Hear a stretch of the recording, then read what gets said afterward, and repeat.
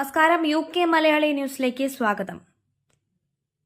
UK മലയാളികൾക്ക് ആശ്വാസ വാർത്ത. സിയാൽ പ്രതിനിധികൾ എയർ ഇന്ത്യ അധികൃതരുമായി നടത്തിയ ചർച്ച ഫലം കണ്ടതായി സൂചന. Air India Kochi London service മുടങ്ങാൻ സാധ്യതയില്ല. യാത്രക്കാരായ നിരവധി മലയാളികളുടെയും വിദേശികളുടെയും ആവശ്യം പരിഗണിച്ച് എയർ ഇന്ത്യയുമായി സംസാരിച്ചുവെന്നും വിഷയം മുഖ്യമന്ത്രി പിണറായി വിജയന്റെ ശ്രദ്ധയിൽ കൊണ്ടുവരികയും ചെയ്തെന്ന് മന്ത്രി പി രാജീവ് അറിയിച്ചു.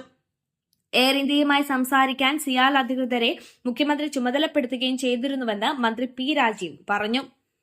തുടർന്ന് ഗുർഗാവിലെ ആസ്ഥാനത്ത് എയർ ഇന്ത്യ അധികൃതരുമായി സിയാൽ അധികൃതർ നടത്തിയ ചർച്ചയിൽ സർവീസ് മുടങ്ങാതിരിക്കാൻ നടപ്പിലാക്കേണ്ട കാര്യങ്ങളെക്കുറിച്ച് ഏകദേശ ധാരണയായെന്നാണ് പുതിയ റിപ്പോർട്ട്.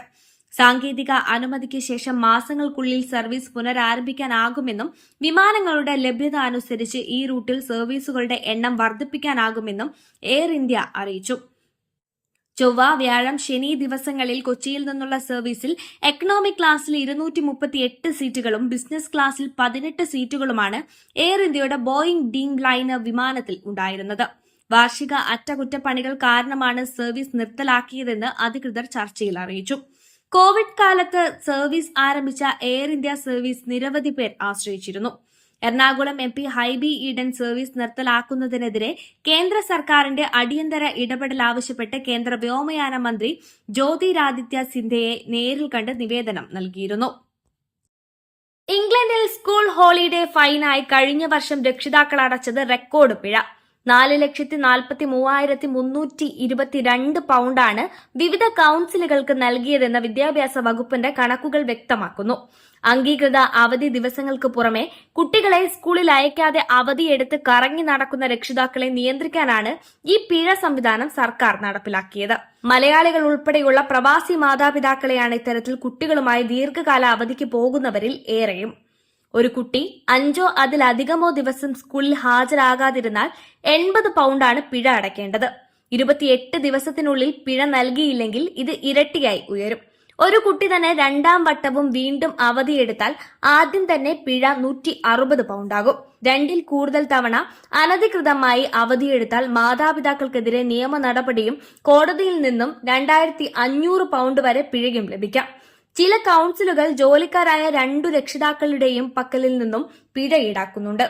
2016-17 അധ്യയന വർഷത്തിലാണ് അനധികൃതമായി സ്കൂളുകളിൽ നിന്നും കുട്ടികളെ അവധിക്ക് കൊണ്ടുപോകുന്ന മാതാപിതാക്കൾക്ക് പിഴ വിധിക്കാൻ സർക്കാർ തീരുമാനിച്ചത്.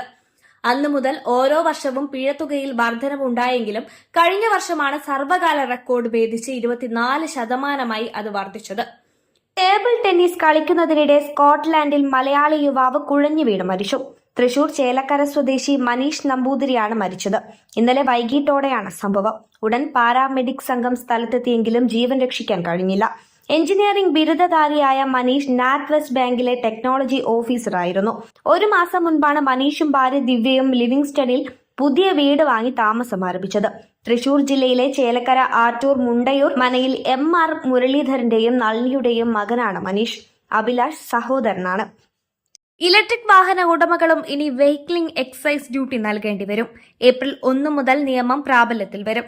2017 മുതൽ രജിസ്റ്റർ ചെയ്യപ്പെട്ട എല്ലാ ഇലക്ട്രിക് വാഹനങ്ങൾക്കും പ്രതിവർഷം സ്റ്റാൻഡേർഡ് നിരക്കായ 195 പൗണ്ട് നികുതിയായി നൽകേണ്ടി വരും.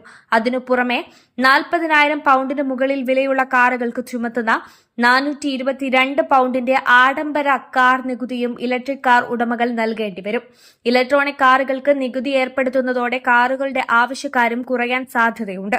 ജനുവരിയിൽ ഇലക്ട്രിക് കാറുകളുടെ വിലയിൽ 2.5% കുറവുണ്ടായതായി വിപണിയിലുള്ളവർ ചൂണ്ടിക്കാട്ടുന്നു. കാർ നികുതി സമ്പ്രദായം കൂടുതൽ നീതിപൂർവമാക്കുവാനാണ് ഇത്തരമൊരു നിയമം കൊണ്ടുവന്നതെന്നാണ് ലേബർ സർക്കാർ പറയുന്നത്.